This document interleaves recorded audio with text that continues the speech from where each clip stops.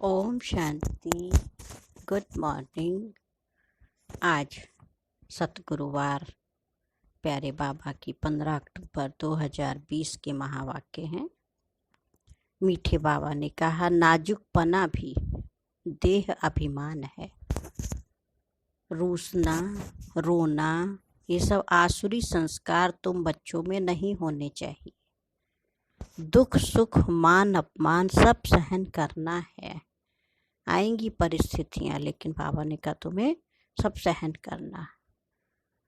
प्रश्न है, सर्विस में ढीलापन आने का मुख्य कारण क्या है? उत्तर है, जब देह अभिमान के कारण एक दूसरे की कमियां देखने लगते हैं तब सर्विस में ढीलापन आ जाता है। आपस में अनबनी होना भी देह अभिमान है ना। बनती नहीं है, अनबन है, तो ये सब क्या है? मैं फलाने के साथ नहीं चल सकता, मैं यहाँ नहीं रह सकता, ये सब नाजुकपना है। यह बोल मुख से निकलना, ये क्या है? कांटे बनना, ना फरमान बरदार बनना। बाबा कहते, बच्चे तुम रूहानी मिलिट्री हो, इसलिए ऑर्डर हुआ है तो फौरन हाजिर होना है ना। कोई भी बात में आनाकानी मत करो। जैसे उस मिलिट्री में होता है तो उनको जहाँ कहीं बॉर्डर पे भेजा जाता है तो वो जाते हैं और कहा जाता है तुमको शूट करना है तो करें, है ना। उस ऑर्डर को नहीं मानते देखो उनको शूट कर दिया जाता है कि आप कितनी पालना की है, सब कुछ किया और आप मौके पर नहीं कर रहे हैं। दुश्मन से रक्षा करनी है आपको। तो वैसे बाबा कहते ये रूहानी मिलिट्री है तो तुम्हें उसकी आज्ञा को फॉलो करना है। बाबा हम बच्चों की पालना कर रहे हैं, सब कुछ कर रहे हैं, न ध्यान रखते। तो जहाँ कहीं सेवा है तो बाबा फिर सेवार्थ बुलाते हैं, भेजते हैं, तो बच्चों को जाना है। आनाकानी या अपना मनमानी नहीं करनी है। ओम शांति। रूहानी बाप बैठ रूहानी बच्चों को समझाते हैं। बच्चों को पहले पहले ये शिक्षा मिलती है कि अपने को आत्मा निश्चय करो। पहला काम ये पक्का करना कि अपने आप को आत्मा निश्चय करो। देह अभिमान छोड़ देही अभिमानी बनना है। हम आत्मा है, देही अभिमानी बने तभी बाप को याद कर सके। वह है अज्ञान काल, ये है ज्ञान का काल। ज्ञान तो एक बाप ही देते हैं जो सर्व की सद्गति करते हैं, और वह है निराकार, अर्थात उनका कोई मनुष्य आकार नहीं है। जिसको मनुष्य का आकार है उनको भगवान नहीं कह सकते। अब आत्माएं तो सब निराकारी ही हैं, परंतु देह अभिमान में आने से अपने को आत्मा भूल गए हैं। तो अब बाबा कहते तुमको वापस घर चलना है, अपने को आत्मा समझो। आत्मा समझकर बाप को याद करो, तब जन्म जन्मांतर के पाप भस्म हो। और कोई उपाय नहीं है। आत्मा ही पतित, आत्मा ही पावन बनती है। बाप ने समझाया है, पावन आत्माएं हैं सतयुग त्रेता में, और पतित आत्माएं फिर रावण राज्य में देखो बन जाती हैं। ये 84 जन्मों की सीढ़ी में भी समझाया है कि जो पावन थे वो पतित बने हैं। 5000 वर्ष पहले तुम सब आत्माएं शांति धाम में पावन थी, उसको कहा ही जाता है निर्वाण धाम। फिर कलयुग में पतित बनते हैं, तब चिल्लाते हैं हे पतित पावन आओ।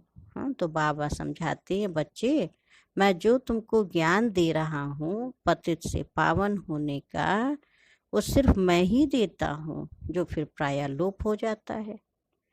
बाप को ही आकर सुनाना पड़ता है। यहाँ मनुष्यों ने अथाह शास्त्र बनाए हैं। सतयुग में कोई शास्त्र होता ही नहीं है। वहाँ भक्ति मार्ग रिंचक भी नहीं होता। क्यों पूजा किसकी करेंगे? खुद ही सब देवी देवताएं पूज्य है ना। तो अभी बाबा कहते तुम मेरे द्वारा ही पतित से पावन बन सकते हो। पावन दुनिया जरूर बननी ही है। मैं तो तुम बच्चों की ही सुख मान अपमान सब बच्चों को सहन करना है। बाबा कह रहे मैं तो तुम बच्चों की ही आकर राजयोग सिखाता हूँ, है ना। बच्चों को ही बाबा सिखाएगा, दूसरे को थोड़े सिखाएगा। दैवी गुण भी धारण करने हैं। रूठना, रोना, ये सब क्या है? आसुरी स्वभाव है। देखो, हमें बनना देवता, स्वभाव बनाया आसुरी। तो बाबा कहते हैं बच्चे, दुख सुख मान अपमान सब बच्चों को सहन करना है, नाजुकपना नहीं दिखाना है। मैं फलाने स्थान पर नहीं रह सकती हूँ, ये भी नाजुकपना है। हाँ, हम क्यों कहीं वहाँ नहीं रह सकते हैं, ऐसे नहीं होगा। हाँ, बाबा कहते जहाँ रखा जाए रहना है। इनका स्वभाव ऐसा है, ये ऐसा है, ये वैसा है, या कुछ भी रहना नहीं चाहिए। हाँ, जहाँ जाएंगे वहाँ देखो स्वभाव संस्कार तो होता ही है ना ऐसा, तो उसको चेंज हमें करना है, एडजस्ट हमको करके चलना होगा ना।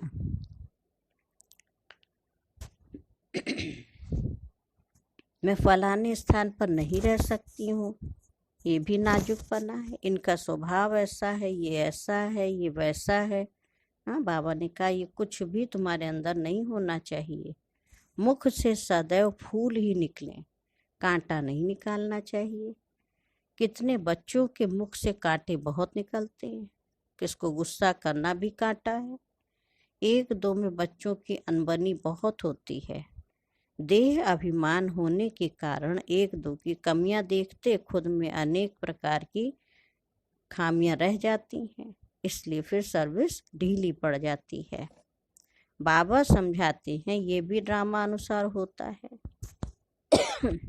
सुधरना भी तो है ना। मिलिट्री के लोग जब लड़ाई में जाते हैं तो उन्हों का काम ही है दुश्मन से लड़ना। फ्लड्स होती हैं या कुछ हंगामा हुआ तो भी देखो बहुत मिलिट्री वालों को बुलाते हैं। हाँ, जहाँ कहीं मुसीबत आती कहीं मिलिट्री वालों को बुलाओ। तो बाबा कहते वो आते हैं, देखो करते हैं मदद, फिर और कहते हमें नहीं जाना है। तो गड़बड़ है ना। उनको ऑर्डर को मानना ही होता है। फिर मिलिट्री के लोग मजदूरों आदि का भी काम करने लग पड़ते हैं। गवर्नमेंट मिलिट्री को ऑर्डर करती है ये मिट्टी सारी भरो, अगर कोई ना आया हाँ तो गोली के मुंह में, फिर उसके तो सीधा ही बंदूक देखो दिखाते हैं। गवर्नमेंट का ऑर्डर मानना ही पड़े। बाबा कहते तुम भी सर्विस के लिए बांधे हुए हो। बाप जहाँ भी सर्विस पर जाने के लिए बोले झट हाजिर होना चाहिए। नहीं माना तो मिलिट्री नहीं कहेंगे, वह फिर दिल पर नहीं चढ़ते हैं। तुम बाप के मददगार हो सबको पैगाम देने के लिए। अब समझो कहाँ बड़ा म्यूजियम खोलते हैं, कहते हैं 10 माइल दूर है, सर्विस पर तो जाना पड़े ना। खर्चे का ख्याल थोड़ी करना है। बड़े से बड़ी गवर्नमेंट बेहद के बाप का ऑर्डर मिला है, जिसका राइट हैंड फिर धर्मराज है। यहाँ पे धर्मराज देखो फिर पनिशमेंट देता है। अच्छा, तुम्हें ऑर्डर है, तुम्हें जाना है। उनकी श्रीमत पर न चलने से फिर गिर पड़ते हैं। श्रीमत कहती है अपनी आंखों को सिविल बनाओ, काम विकार पर जीत पाने की हिम्मत रखनी चाहिए। बाबा का हुक्म है, अगर हम नहीं मानेंगे एकदम चकनाचूर हो जाएंगे। 21 जन्मों की राजाई में रोला पड़ जाएगा। तो बाबा कहते बच्चे, मुझे बच्चों के बिगर तो कभी कोई जान ही ना सके। बाबा ने क्या कहा, बच्चे ही तो पहचान देंगे माँ बाप की अपने कर्मों के आधार पर। बाबा घड़ी घड़ी सबके पास तो नहीं जाएगा, अपने बच्चों को समझाए, दूसरों को समझाए। कल पहले वाले ही आहिस्ते आहिस्ते निकलते रहेंगे। यह है बिल्कुल नई नई बातें। ये है गीता का युग, परंतु शास्त्रों में इस संगम युग का वर्णन नहीं है।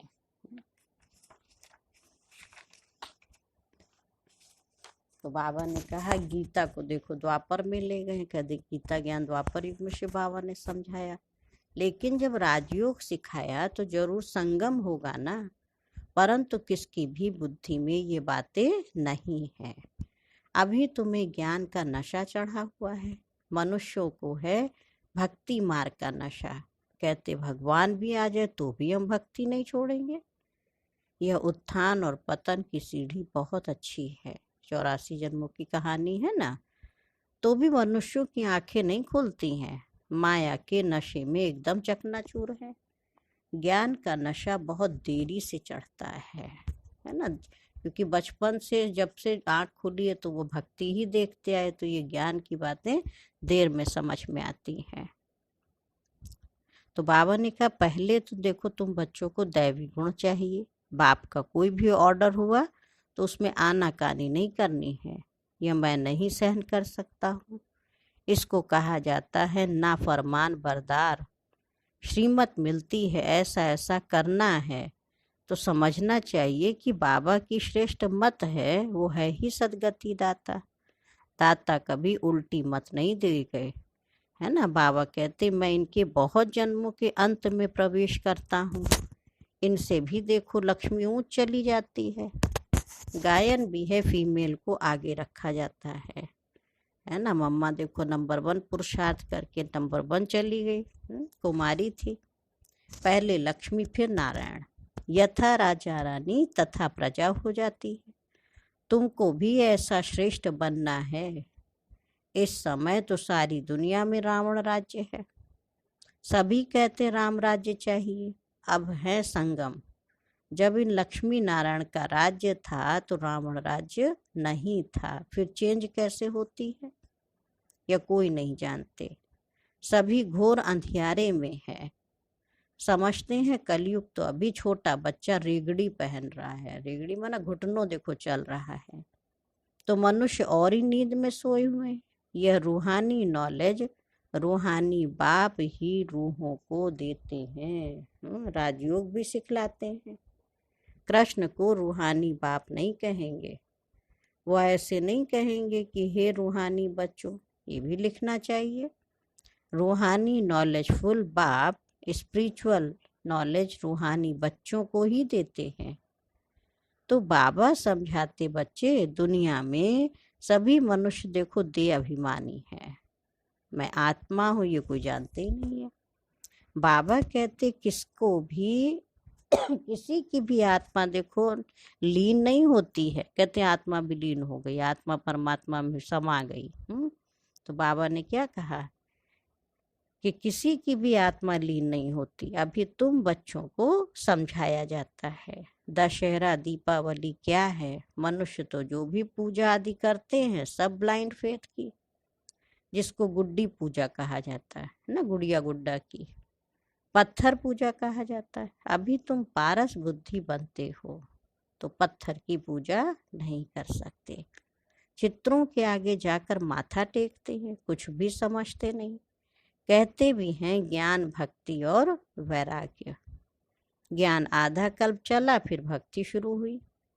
अब तुमको ज्ञान मिलता है तो भक्ति से वैराग्य आ जाता है। ये दुनिया ही बदलती है। कलयुग में भक्ति है, सतयुग में भक्ति होती नहीं, वहाँ है ही पूज्य। तो बाबा कहते बच्चे तुम माथा क्यों टेकते हो? आधा कल्प तुमने माथा भी घिसाया, पैसे भी गंवाए, मिला तो कुछ भी नहीं। तो बाबा ने कहा कि माया ने एकदम माथा ही देखो मोड़ लिया है, कंगाल बना दिया। फिर बाबा आकर सबका माथा ठीक कर देते हैं। अभी आहिस्ते आहिस्ते कुछ यूरोपियन लोग भी समझते हैं। बाबा ने समझाया है ये भारतवासी तो बिल्कुल तमोगुणी बन गए हैं, वह और धर्म वाले फिर पीछे आते हैं तो सुख भी थोड़ा दुख भी थोड़ा मिलता है। भारतवासियों को सुख बहुत तो दुख भी बहुत होता है। फिर सतयुग की तुलना में अभी तो अति दुख है ना। बाकी दुनिया की तुलना में देखें तो बच्चे बाबा के फिर भी सुखी हैं। तो शुरू में ही कितने धनवान एकदम विश्व के मालिक होते हैं, और धर्म वाले कोई पहले थोड़ी धनवान होते, पीछे वृद्धि को पाते पाते फिर आकर धनवान बनते हैं।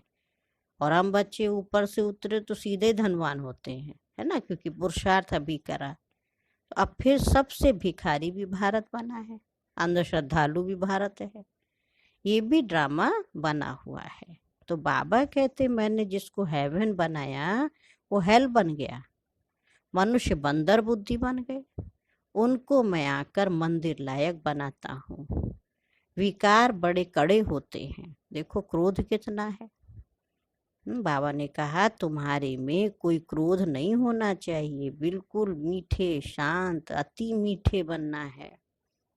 ये भी जानते हो कोर्टों में कोई ही निकलते हैं राजाई पद पाने वाले। तो बाबा कहते मैं आया हूँ तुमको नर से नारायण बनाने। उसमें भी 8 रत्न मुख्य गाए जाते हैं, 8 रत्न और बीच में है शिव बाबा। तो 8 हैं पास विद ऑनर्स, सो भी नंबरवार पुरुषार्थ अनुसार। हाँ, बाबा ने कहा देखो देह अभिमान को तोड़ने में तो बड़ी मेहनत लगती है, देह का भान बिल्कुल निकल जाए। कोई कोई पक्के ब्रह्म ज्ञानी जो होते हैं उन्हों का ऐसे ही होता है ना, बैठे बैठे देह का त्याग कर देते हैं, बैठे बैठे ऐसे शरीर छोड़ते हैं, वायुमंडल एकदम शांत हो जाता है।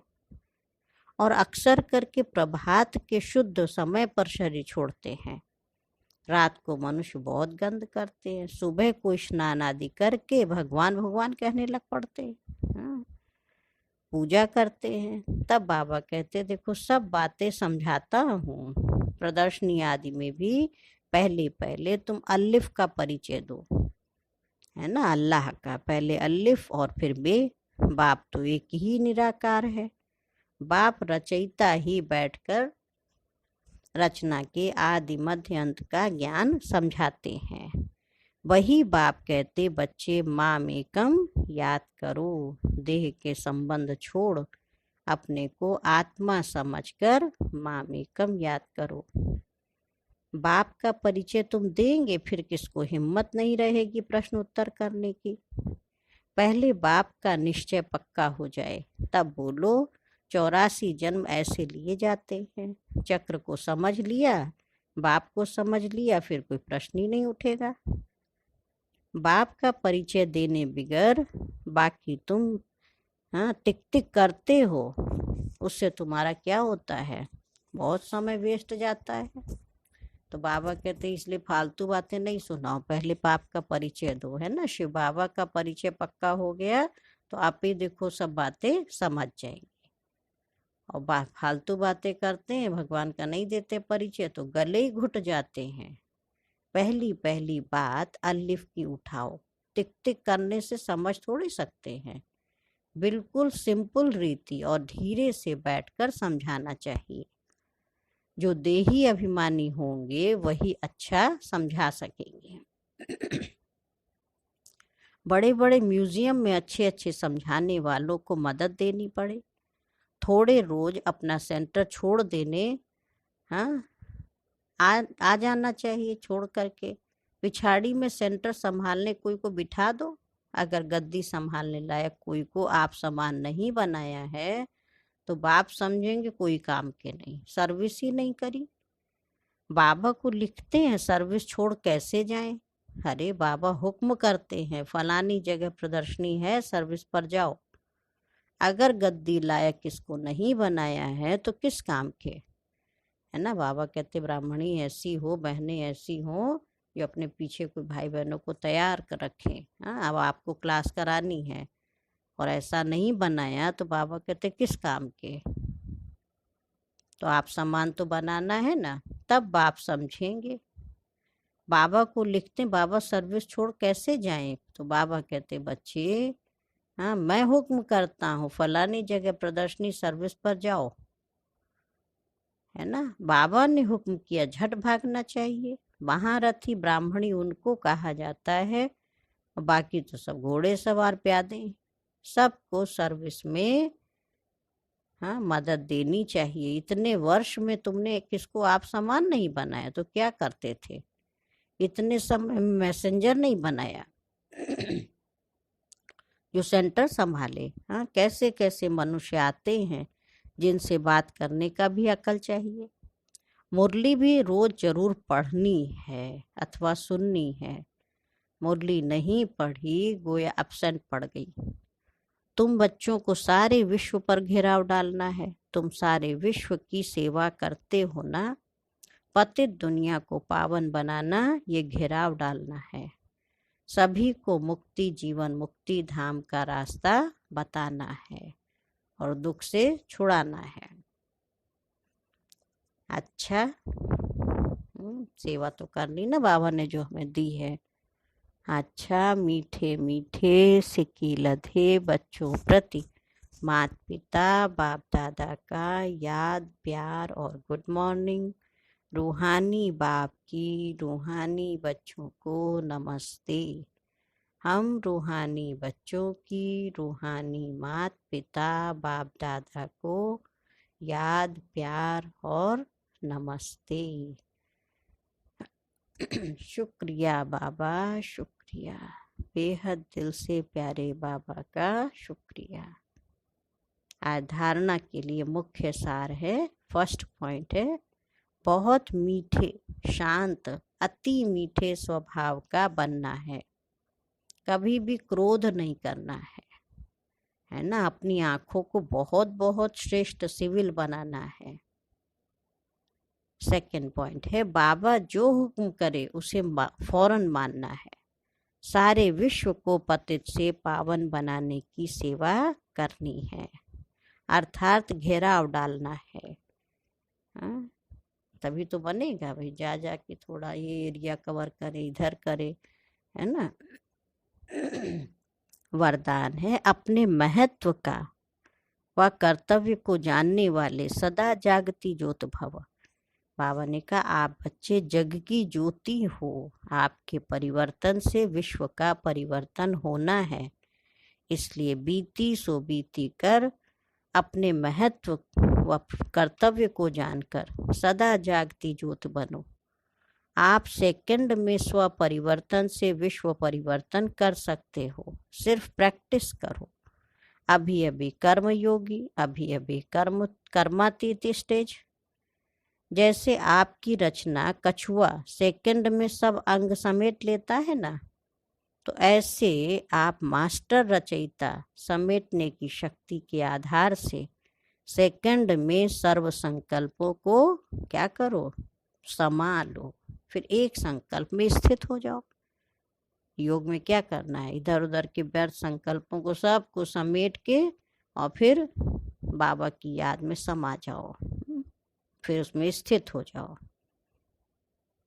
और स्लोगन है आज का, लवलीन स्थिति का अनुभव करने के लिए स्मृति विस्मृति की युद्ध समाप्त करो, है ना। अगर बाबा के प्यार में खो जाना है तो बार बार स्मृति फिर विस्मृति का युद्ध खत्म करो।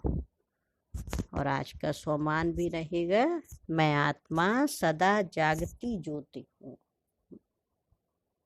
अच्छा, ओम शांति, ओम शांति, ओम शांति।